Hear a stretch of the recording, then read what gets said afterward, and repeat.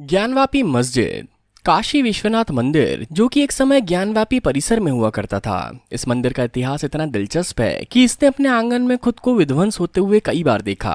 खुद का टूटना, बिखरना और फिर से संवरना इस मंदिर की किस्मत में कई बार लिखा गया। हिंदू धर्म की हानि के साथ सबसे पहला हमला इसी मंदिर पर किया जाता रहा और आज मुस्लिम शासकों की मेहरबानियों के तले ज्ञानवापी परिसर ज्ञानवापी मस्जिद में तब्दील हो गया।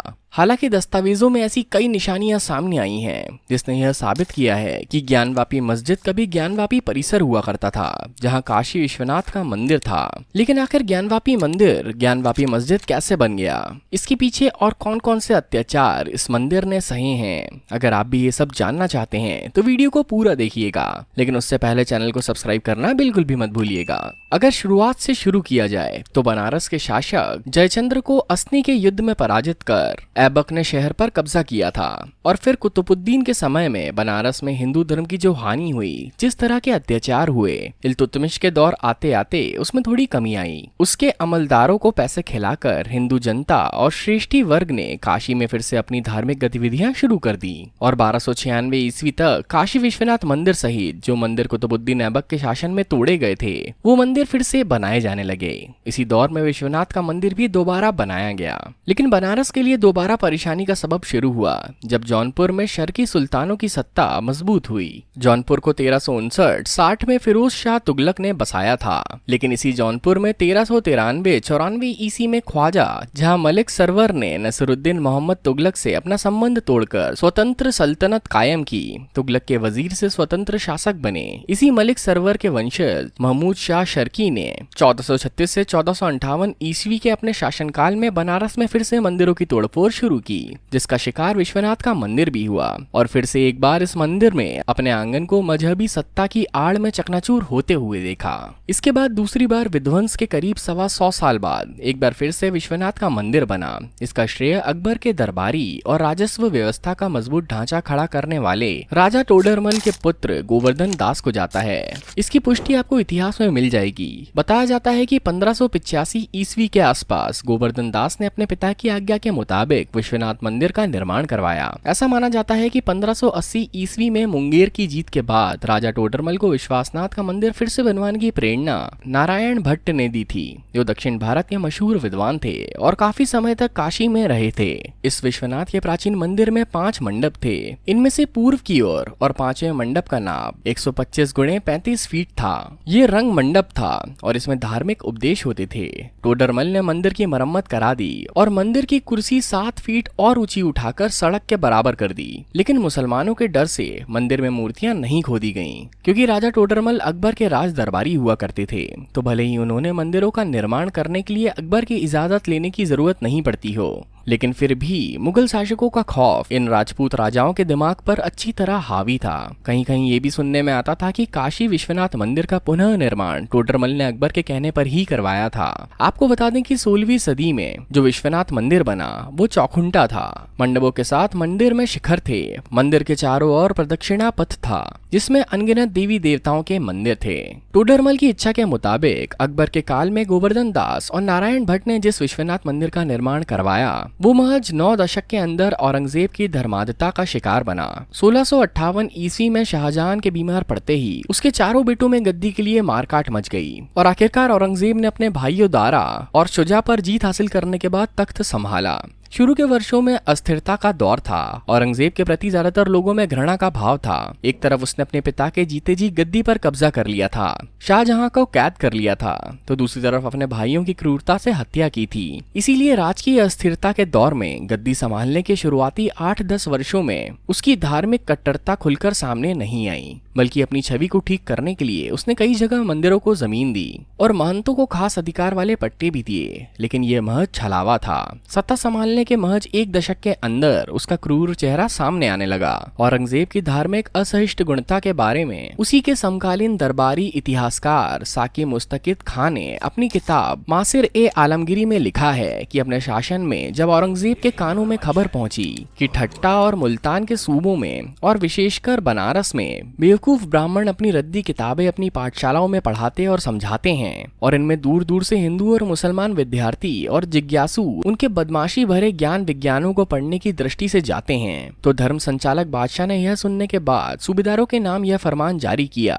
कि वे अपनी इच्छा से काफिरों के तमाम मंदिर और पाठशालाएं गिरा दें। उन्हें इस बात की भी सख्त ताकीद दी गई कि वे सब प्रकार की मूर्ति पूजा संबंधी शास्त्रों का पठन पाठन और मूर्ति पूजा भी बंद कर दें। और इस घोषणा के बाद 2 सितंबर 1669 को बादशाह को खबर मिली कि उनकी आज्ञा के अनुसार उनके अमलों ने बनारस में विश्वनाथ मंदिर गिरा दिया। लेकिन औरंगजेब के कुर्ता से भरे इरादों ने केवल विश्वनाथ का मंदिर ही नहीं गिराया, बल्कि मंदिर की उस जमीन पर ज्ञानवापी का मस्जिद भी उठा दिया। मस्जिद बनाने वालों ने पुराने मंदिर के पश्चिमी दीवार गिरा दी और छोटे मंदिरों को जमींदोज कर दिया। पश्चिमी, उत्तरी और दक्षिणी द्वार भी बंद कर दिए गए। द्वारों पर उठे शिखर गिरा दिए गए और उनकी जगह गुंबद खड़े कर दिए गए। गर्भगृह मस्जिद के मुख्य दालान में तब्दील हो गया। चारों अंतर्गृह बचा लिए गए और उन्हें मंडपों से मिलाकर 24 फीट मुरब्बे में दालानें निकाल दी गईं। मंदिर का पूर्वी भाग तोड़कर एक बरामदे में बदल दिया गया, जिसमें अब भी पुराने खंभे लगे हैं। मंदिर के पूर्वी मंडप में पत्थर के चौके बिठाकर एक लंबे चौक में बदल दिया गया। विश्वनाथ का जो मंदिर औरंगजेब के समय में तोड़कर उस पर ज्ञानवापी का मस्जिद बनाया गया, उसको औरंगजेब में श्रेष्ठ इस्लामिक प्रशासक की छवि देखने वाला कट्टर वर्ग और उसके अत्याचारों को छुपाने की कोशिश में जुटा हुआ है। इतिहासकारों का एक घड़ा दूसरे ढंग से कहने की शर्मनाक कोशिश में जी जान से जुटा रहता है। इतिहास गवाह है कि अपनी प्रसिद्धि और पराकाष्ठ के दौरान औरंगजेब किसी अन्य विदेशी शासक की तरह ही जब किसी यात्रा पर निकलता था तो उसके साथ हिंदू दरबारियों की काफी बड़ी संख्या होती थी। एक बार वे सब हिंदू दरबारीगण बनारस के पवित्र मंदिर विश्वनाथ मंदिर के दर्शन करने निकले। उनके दल में कच्छ की एक रानी भी थी। मंदिर के दर्शन कर जब सब लोग बाहर आए तो ज्ञात हुआ कि रानी गायब हैं। काफी छानबीन की गई पर उनका पता ना चला। इसके बाद जब आखिर में अधिक कड़ाई और सतर्कता से खोज की गई तो मंदिर के 2 मंजिली भवन के नीचे एक तहखाने का पता चला, जिसका द्वार अंदर से बंद था। उस द्वार को तोड़कर जब लोग अंदर घुसे तो उन्हें बिना वस्त्र और कपड़ों की डरी हुई रानी दिखाई दी और पूछताछ के बाद पता चला कि वहाँ के महंत और धनी लुटेरे तीर्थयात्रियों को फुसलाकर इस तहखाने में लाते थे और उनके आभूषण आदि लूट लेते थे। इसके बाद वो उनके साथ क्या करते थे इसकी कोई जानकारी नहीं है। लेकिन जो भी हो, इस मामले की खोजबीन जरूरी थी। लेकिन जब औरंगजेब को पंडों की यह काली करतूत मालूम हुई तो वह बोला इस प्रकार की लूट खुदा के घर में नहीं की जा सकती और उसने तुरंत मंदिर को गिरा देने के आदेश दिए। आदेश का तत्काल पालन हुआ और मंदिर खंडहर में बदल दिया गया। बाद में वो रानी जिसे बचा लिया गया था उसने इच्छा प्रकट की कि मंदिर के स्थान पर मस्जिद बनवा दी जाए और बाद में मस्जिद बनवाकर रानी की इच्छा पूरी कर दी गई। लेकिन कई इतिहासकारों का मानना है कि विश्वनाथ के मंदिर को गिरवाने की जिद और उस पर मस्जिद का निर्माण कराए जाने की बात को उचित ठहराने की बेशर्म कोशिश के तहत कच्छ की रानी की कहानी की गणना उसी मानसिकता का सूचक है जिसमें मध्यकालीन मुस्लिम सुल्तानों और बादशाहों की तरफ से हिंदुओं पर किए गए तमाम अत्याचारों को या तो छुपाने की कोशिश की जाती है या फिर उसे न्यायोचित ठहराने की जद्दोजहद की जाती है। जहाँ तक इतिहास का सवाल है, सच्चाई ये है कि कच्छ के तत्कालीन महाराव तमाची ने औरंगजेब के कट्टर दुश्मन और गद्दी के लिए जिस भाई से उसकी सबसे तगड़ी लड़ाई चल रही थी, उस भाई द्वारा शिकोह को अपने यहाँ शरण दी थी। कच्छ के बुद्ध शहर में जिस बगीचे के अंदर राव तमाची ने 1959 में दारा शिकोह को ठहराया था, वो जगह आज भी दारावाड़ी के नाम से मशहूर है। ऐसे में इस बात की कोई संभावना नहीं है कि अपने कट्टर दुश्मन को शरण देने वाले राजा के परिवार के किसी सदस्य, खास तौर पर महिला को औरंगजेब अपने साथ धर्म यात्रा के लिए लेकर जाए और धर्म यात्रा पर गई रानी हिंदुओं के सबसे पवित्र शहर के सबसे महत्वपूर्ण मंदिर को तोड़कर मस्जिद बनाने की सलाह दे। वहीं दूसरी तरफ कच्छ के इतिहास में कहीं भी इस बात का जिक्र नहीं है कि कच्छ की कोई रानी औरंगजेब के साथ बनारस की यात्रा पर गई हो।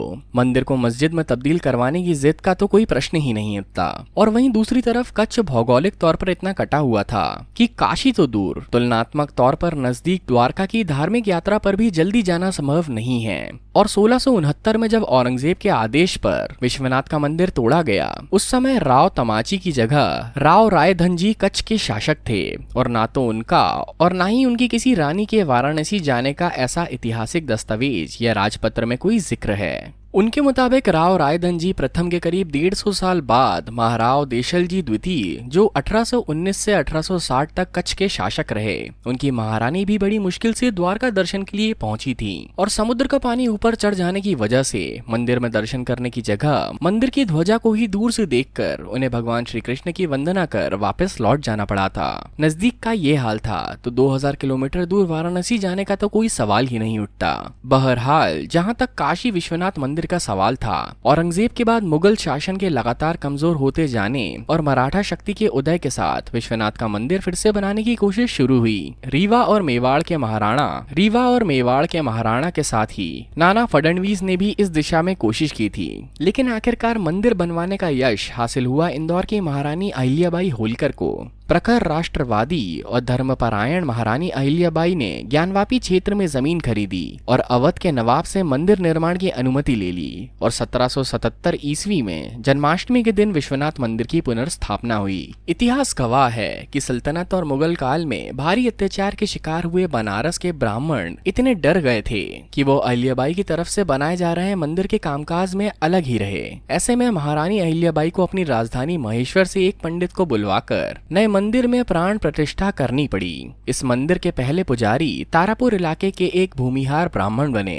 मंदिर का गर्भगृह वैसा ही रखा गया जैसा कि प्राचीन मंदिर का था। विश्वनाथ मंदिर के दोनों शिखरों को स्वर्ण जड़ित करने का काम पंजाब के महाराणा रणजीत सिंह के स्वर्णदान से हुआ, जिन्होंने 1839 ईस्वी में 22.5 मन सोना इस काम के लिए दिया। धीरे धीरे इकट्ठा हुए दान से इस मंदिर में और विकास कार्य हुए। 2014 में नरेंद्र मोदी के वाराणसी से सांसद और देश का प्रधानमंत्री बनने के बाद काशी विश्वनाथ मंदिर की भव्यता और बढ़ी है। पिछले कुछ वर्षों में आसपास की जमीन संपादित कर जिस भव्य विश्वनाथ कॉरिडोर का विकास किया गया, उससे इस मंदिर में देश विदेश से श्रद्धालुओं का आना जाना कई गुना बढ़ गया। पर्यटकों की संख्या में भी बढ़ोतरी हुई। तो दोस्तों, इस बात में कोई दुराहा नहीं कि कट्टर मुस्लिम शासक औरंगजेब के शासनकाल में वाराणसी के विश्वनाथ मंदिर को तोड़ा गया और उस पर मस्जिद का निर्माण किया गया था।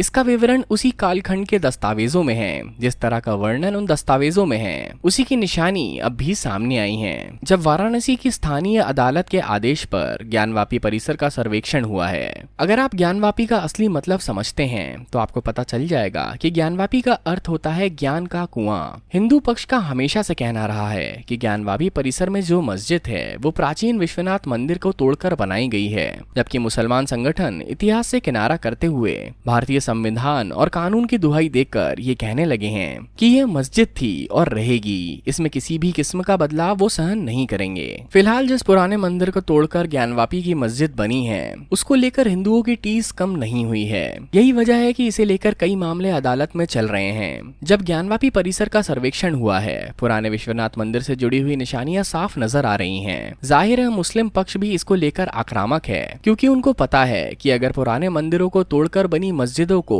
फिर उनकी असली रूप में लाने की शुरुआत हो गई तो ये गिनती दहाई में नहीं हजारों में जाएगी। आखिर 800 वर्षों के इस्लामी शासन के दौरान मंदिरों को तोड़कर मस्जिद बनाने की घटनाएं बड़े पैमाने पर हुई हैं, जिसकी निशानियां देश के ज्यादातर हिस्सों में मौजूद हैं। ज्ञानवापी तो सिर्फ उसका एक उदाहरण भर है। तो दोस्तों, कहा जा सकता है कि मुस्लिम शासकों ने हिंदू धर्म की हानि करने की लालसा में विश्वनाथ मंदिर को, ज्ञानवापी परिसर को ज्ञानवापी मस्जिद में तब्दील कर दिया। लेकिन इतिहास खुद ही खुद की सच्चाई सामने ले आता है और यही ज्ञानवापी सर्वेक्षण के दौरान साबित हो रहा है, जब मंदिर से जुड़े हुए सच और सबूत मानो खुद चीख चीख कर बता रहे हों कि किस तरीके से उन्हें मस्जिद की आड़ में दबा दिया गया। तो दोस्तों, उम्मीद करते हैं आज की वीडियो में दी गई जानकारी आपको पसंद आई होगी। अगर आपको आज की वीडियो अच्छी लगी हो तो वीडियो को लाइक कीजिएगा, चैनल को सब्सक्राइब और वीडियो को शेयर जरूर कीजिएगा और यह जानकारी ज्यादा से ज्यादा लोगों तक पहुंचाइएगा।